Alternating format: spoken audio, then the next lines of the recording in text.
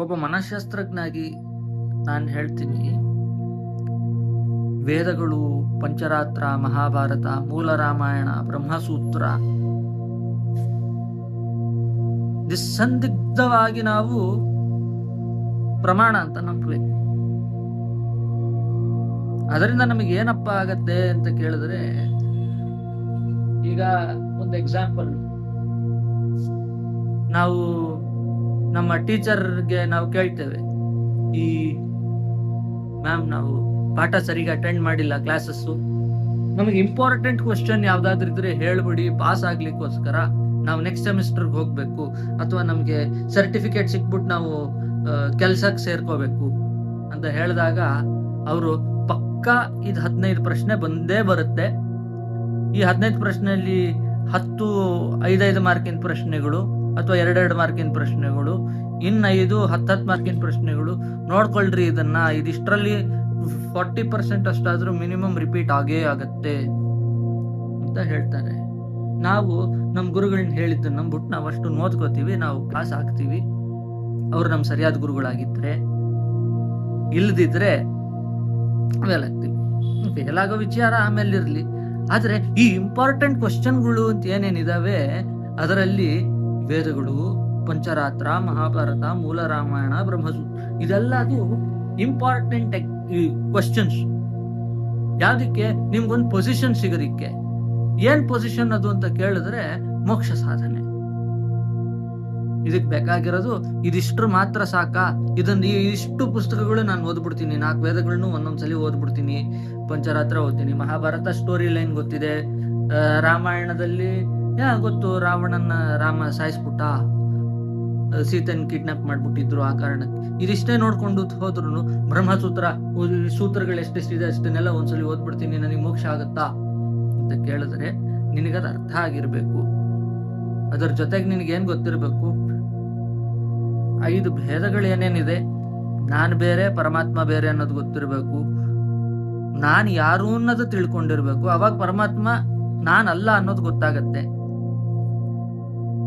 ಈ ರೀತಿಯಾಗಿ ನಾವು ಒಂದೊಂದೇ ವಿಚಾರಗಳನ್ನ ತಿಳ್ಕೊಳ್ತಾ ಈ ವೇದಗಳನ್ನ ಅಧ್ಯಯನ ಮಾಡ್ತಾ ನಮಗೆ ದೈಹಿಕವಾದ ಆರೋಗ್ಯ ಬರುತ್ತೆ, ಮಾನಸಿಕವಾದ ಆರೋಗ್ಯ ಬರುತ್ತೆ.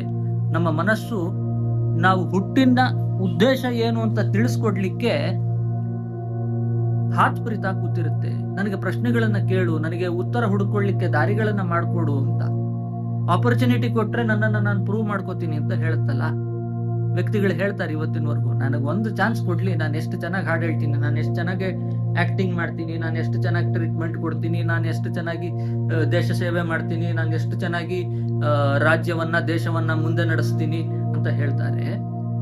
ಹಾಗೆ ಆ ಅವಕಾಶಕ್ಕೋಸ್ಕರ ಹಾತ್ ಹೊರಿತಾ ಇರುತ್ತೆ ನಮ್ಮ ಮನಸ್ಸು, ನಮ್ಮ ಚಿತ್ತ, ನಮ್ಮ ಚೇತನ ಕೂಡ. ಆ ಅವಕಾಶವನ್ನ ನಾವು ಕೊಡ್ತೇವಾ? ಆ ದಾರಿಯಲ್ಲಿ ಹೋಗ್ಲಿಕ್ಕೆ ಸಾಗ್ಲಿಕ್ಕೆ ನಾವು ಅವಕಾಶಗಳನ್ನ ಮಾಡ್ಕೊಡ್ತೇವಾ? ಈ ಅವಕಾಶಗಳನ್ನ ಮಾಡ್ಕೊಡ್ಲಿಕ್ಕೆ ಅಂತಾನೆ ಈ ಪ್ರಮಾಣಗಳಿರೋದು. ಅಂದ್ರೆ ಈ ಪಂಚರಾತ್ರಾದಿ ಪುರಾಣ ಇತಿಹಾಸಗಳು, ವೇದಗಳು, ಇದೆಲ್ಲ ಇರೋದು.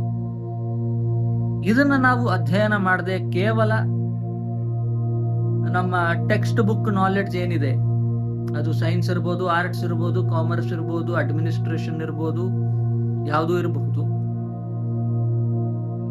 ಇದನ್ನು ಓದೋದ್ರಿಂದ ನಮಗೆ ಈ ಲೋಕದಲ್ಲಿ ಮಾತ್ರ ಒಂದು ಸಾಧನೆ ಆಗಬಹುದು, ಆಗದೇನೂ ಇರಬಹುದು. ಆದರೆ ಈ ವೇದಗಳು, ಮಹಾಭಾರತ, ರಾಮಾಯಣಾದಿಗಳನ್ನ ತಿಳಿದುಕೊಂಡಾಗ ನಮಗೆ ಇಹಲೋಕದಲ್ಲಿ ತೃಪ್ತಿ, ಸಮಾಧಾನ, ಅಥವಾ ಏನಂತೆ ಕಂಟೆಂಟ್ಮೆಂಟ್ ಅನ್ನೋದು ನಮಗೆ ಸಿಗುತ್ತೆ. ಆ ಕಂಟೆಂಟ್ಮೆಂಟ್ ಇತ್ತು ಅಂದ್ರೆ ನಾವು ಜೀವನವನ್ನ ಇಲ್ಲಿ ಸುಗಮವಾಗಿ ನಡೆಸಬಹುದು ಅನ್ನೋದು ಒಬ್ಬ ಮನಃಶಾಸ್ತ್ರಜ್ಞನಾಗಿ ನನ್ನ ಅಭಿಪ್ರಾಯ. ಇದರ ಜೊತೆಗೆ ಇನ್ನೊಂದು ಮಾತಿದೆ. ನಮಗೆ ಒಬ್ರು ಭಂಡಾರಕೆರೆ ಮಠದಲ್ಲಿ ಒಬ್ರು ಸ್ವಾಮಿಗಳಿದ್ದಾರೆ. ಅವರು ನಾನು ಚಿಕ್ಕವನಿರ್ಬೇಕಾದ್ರೆ 1996-7ರಲ್ಲಿ ಹಾಗೆ ಹಾಕೊಂಡು ಬಂದ್ಬಿಡೋರು. ಪರ್ಯಟನೆ ಅಂತ, ನಗರ ಪ್ರದಕ್ಷಿಣೆ ಅಂತ. ಏನಪ್ಪಾ ಅಂದ್ರೆ ಕೈಯಲ್ಲೊಂದು ಭಾಗವತದ ಪುಸ್ತಕ, ಎಲ್ಲೆಲ್ಲಿ ಮನೆಗಳಿದಾವೆ, ಯಾರ್ಯಾರ ಮನೆ ಬಾಗಿಲು ತೆಗ್ದಿದೆ ಅವ್ರ ಮನೆ ಮುಂದೆ ಹೋಗಿ ನಿಲ್ಲೋದು, 2 ನಿಮಿಷ ನೋಡೋದು, ಯಾರ ಬಂದ್ರ ಕರೀಲಿಕ್ಕೆ, ಒಳಗಡೆ ಹೋಗೋರು ಕೂಡೋರು, ಪೂರ್ಣ ಕುಂಭ ಸ್ವಾಗತ, ಏನು ಅಪೇಕ್ಷೆ ಪಡ್ತಾ ಇರ್ಲಿಲ್ಲ. ಹೋಗೋರು ಕೂಡೋರು, ಆ ಮನೆಯ ಯಜಮಾನ್ತಿಯನ್ನ ಮಾತಾಡ್ಸೋದು, ಮಕ್ಕಳನ್ನ ಮಾತಾಡ್ಸೋದು, ಅವ್ರ ಹೆಸರನ್ನ ಕೇಳೋದು, ಇದ್ದಿದ್ದೇ ಮಾಡಿ ನಂತರದಲ್ಲಿ ಏನಾದ್ರೂ ಸಮಸ್ಯೆ ಇರೋದನ್ನ ಪಾಪ ಹೇಳ್ಕೊಳ್ಳೋರು. ಹೇಳ್ಕೊಂಡ್ ಕೂಡ್ಲೆ ಈ ಸ್ವಾಮಿಗಳು ಏನ್ ಮಾಡೋರು ಅಂದ್ರೆ ಅವರ ಪುಸ್ತಕವನ್ನ ತೆಗೆಯೋರು, ಭಾಗವತವನ್ನ ಪುಸ್ತಕವನ್ನ ತೆಗೆಯೋರು. ತೆಗೆದು ಬಿಟ್ಟು ಯಾವ್ದೋ ಒಂದು ಶ್ಲೋಕ ರ್ಯಾಂಡಮ್ ಆಗಿ ಒಂದು ಪೇಜ್ ತೆಗೆಯೋರು, ಆ ಶ್ಲೋಕ ಓದೋರು, ಅದನ್ನ ವಿಮರ್ಶೆ ಮಾಡೋರು, ಅದರ ಬಗ್ಗೆ ಪ್ರವಚನ ಮಾಡೋರು.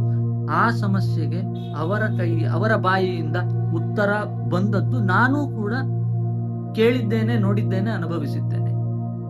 ಹೀಗೆ ಈ ಪುರಾಣ ಇತಿಹಾಸಗಳನ್ನ ನಾವು ಓದುವಾಗ ನಮ್ಮ ಸಮಸ್ಯೆಗಳಿಗೆ ಪರಿಹಾರ ಸಿಕ್ಕೇ ಸಿಗುತ್ತೆ.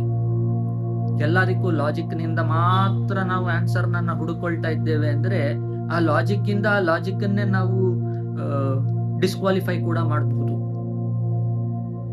ಆ ಕಾರಣಕ್ಕೆ ಹೇಳ್ತಾ ಇರೋದು, ನಾವು ಈ ಲೌಕಿಕ ಚಿಂತನೆ ಜೊತೆಗೆ ಆಧ್ಯಾತ್ಮಿಕ ಚಿಂತನೆಯನ್ನು ಕೂಡ ಮಾಡಬೇಕು ಅಂತ.